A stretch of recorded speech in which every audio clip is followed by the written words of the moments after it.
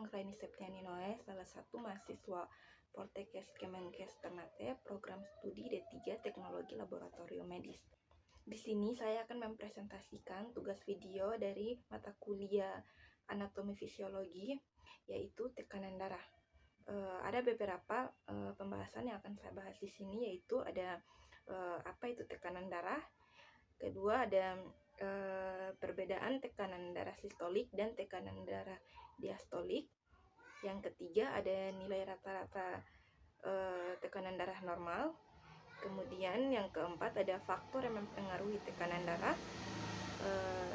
Kemudian metode pengukuran tekanan darah dan alat yang akan digunakan untuk pengukuran tekanan darah. Baik, kita langsung saja. Yang pertama yaitu apa sih tekanan darah? Tekanan darah adalah merupakan kekuatan lateral pada dinding arteri oleh darah yang didorong dengan tekanan dari jantung. Kemudian tekanan darah terbagi atas dua, yaitu tekanan darah sistolik dan tekanan darah diastolik. Tekanan darah sistolik adalah tekanan darah pada saat terjadi kontraksi otot jantung. Istilah ini digunakan untuk merujuk pada tekanan arterial maksimum saat terjadi kontraksi pada ventrikel kiri pada jantung. Sedangkan tekanan darah diastolik merupakan tekanan darah pada saat jantung beristirahat atau relaksasi.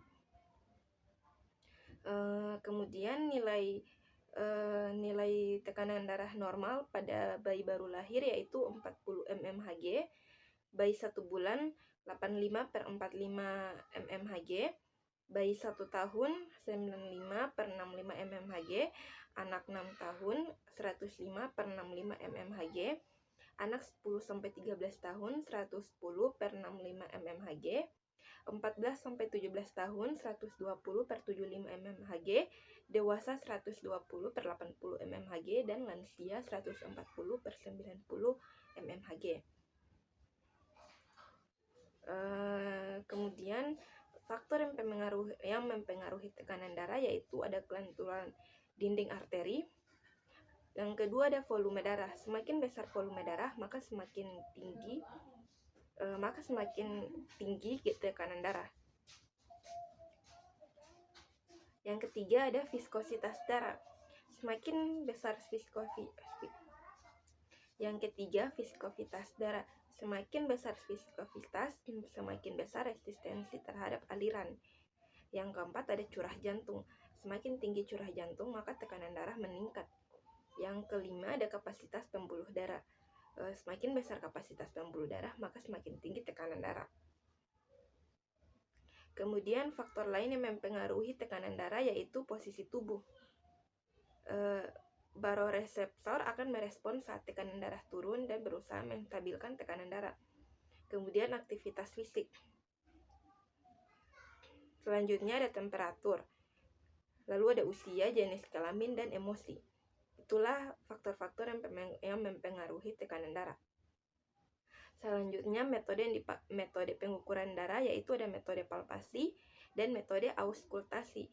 Metode palpasi yaitu untuk mengetahui tekanan sistolik saja. Kemudian metode auskultasi yaitu untuk mengetahui tekanan sistolik ditambah diastolik. Baik, selanjutnya pengukuran tekanan darah yaitu menggunakan alat sphygmomanometer dan stetoskop.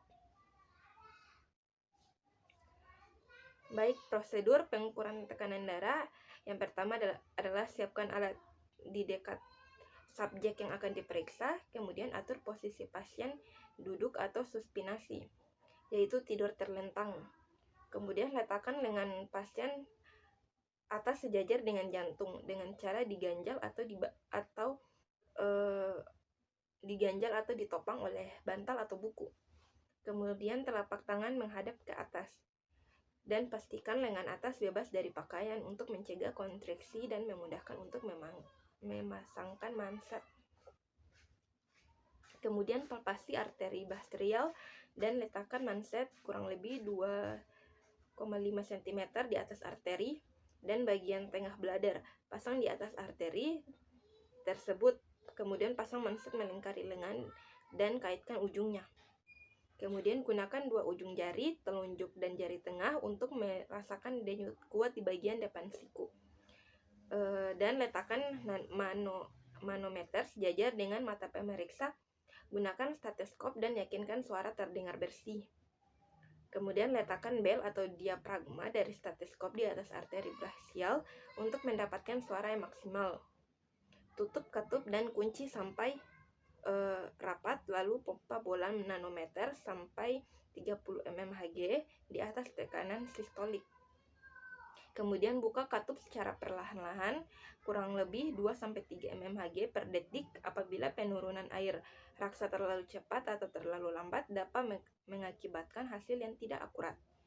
Kemudian keluarkan udara dari manset secara berangsur-angsur dan perhatikan angka pada manometer saat terdengar bunyi dap pertama dan perhatikan suara keras yang terakhir. Kemudian keluarkan seluruh udara dari manset dengan cepat.